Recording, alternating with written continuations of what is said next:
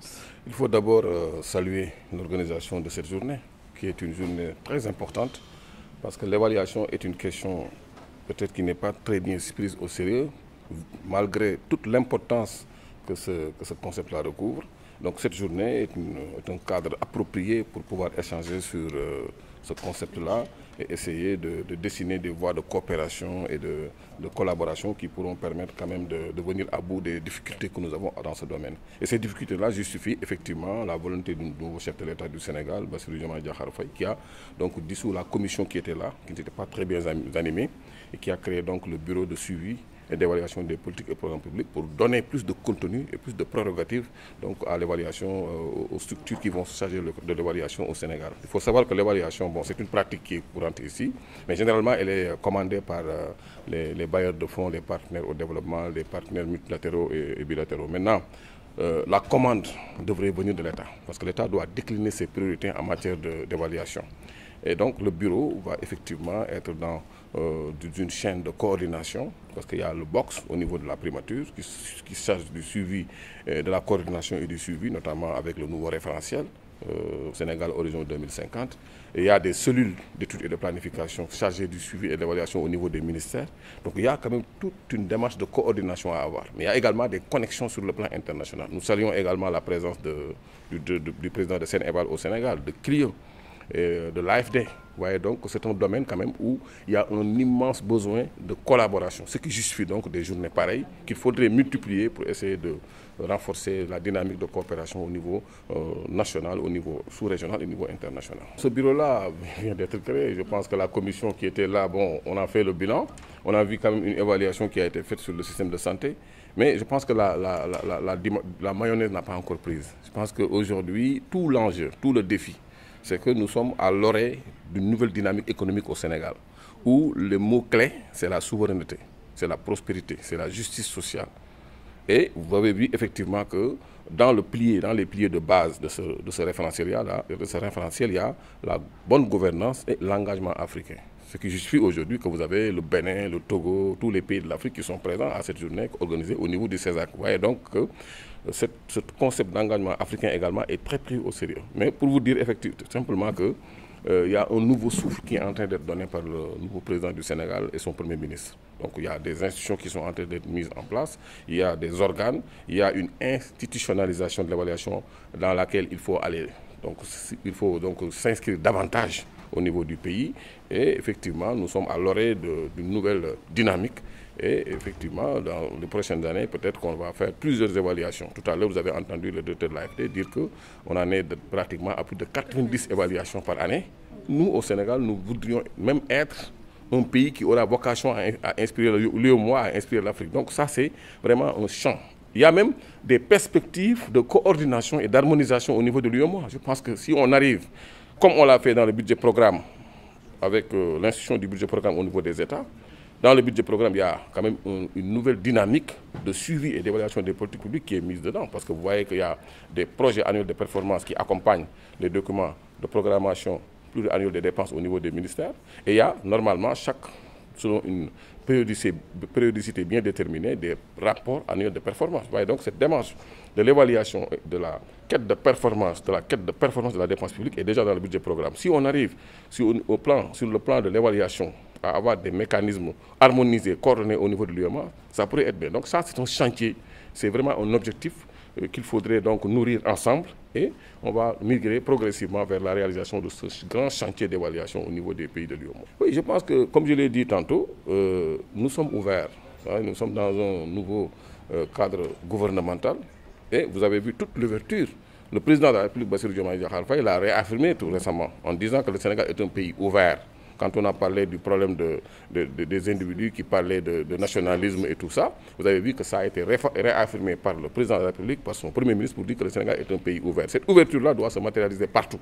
C'est pourquoi donc, je me suis bien réjoui, j'ai bien vraiment été fier de venir participer, répondre à l'appel du CESAC. Parce que le CESAC ne fait pas un appel pour le CESAC. Le CESAC est un organe interafricain.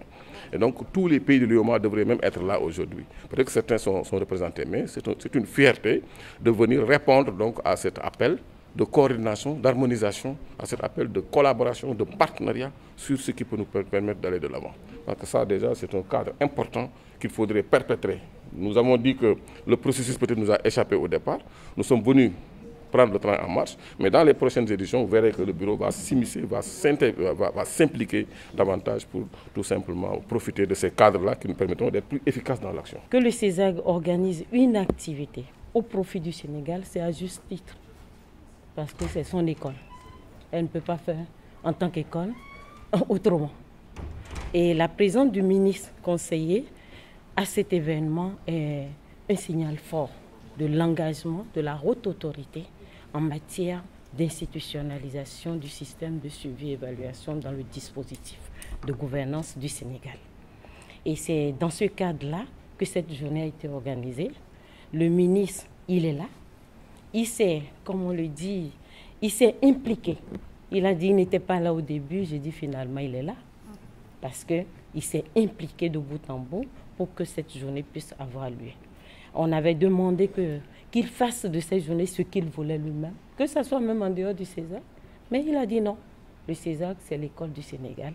Et que organiser cela au CESAG donne beaucoup plus le caractère d'intégration que prône le chef de l'État lui-même aujourd'hui au niveau du dispositif, au niveau du continent africain. Et c'est pour cette raison que nous, on est fiers. On est fiers de jouer un rôle aussi important dans le cadre de la vision actuelle de la gouvernance du Sénégal. On est fiers parce que, quelque part, nous avons un instrument important qui est le CLIER, qui est un instrument qui accompagne les chefs d'État dans l'institutionnalisation du système de suivi et évaluation des politiques publiques.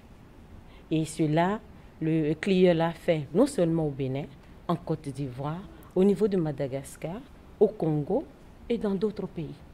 Et nous nous disons, mais on est au Sénégal, qu'est-ce que nous avons pu faire? Et c'est pour cette raison que nous sommes interpellés en tant qu'institution.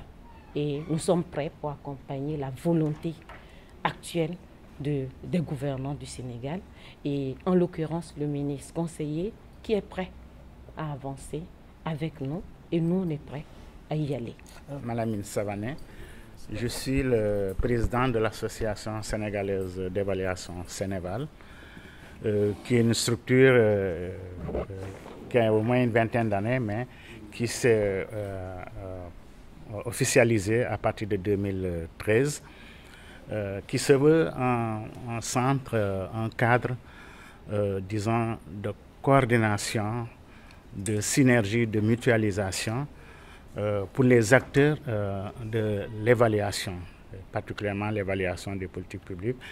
La communauté de pratique, elle est assez diversifiée, elle est assez variée, mais les enjeux sont les mêmes. Donc, notre ambition, c'est de réunir l'ensemble de cette communauté de pratique et de professionnels de l'évaluation pour des échanges, mais pour des apprentissages, pour travailler ensemble à côté des autorités de l'État pour les accompagner dans la promotion de la culture d'évaluation au Sénégal. Nous avons différents chantiers, mais le champ est très large.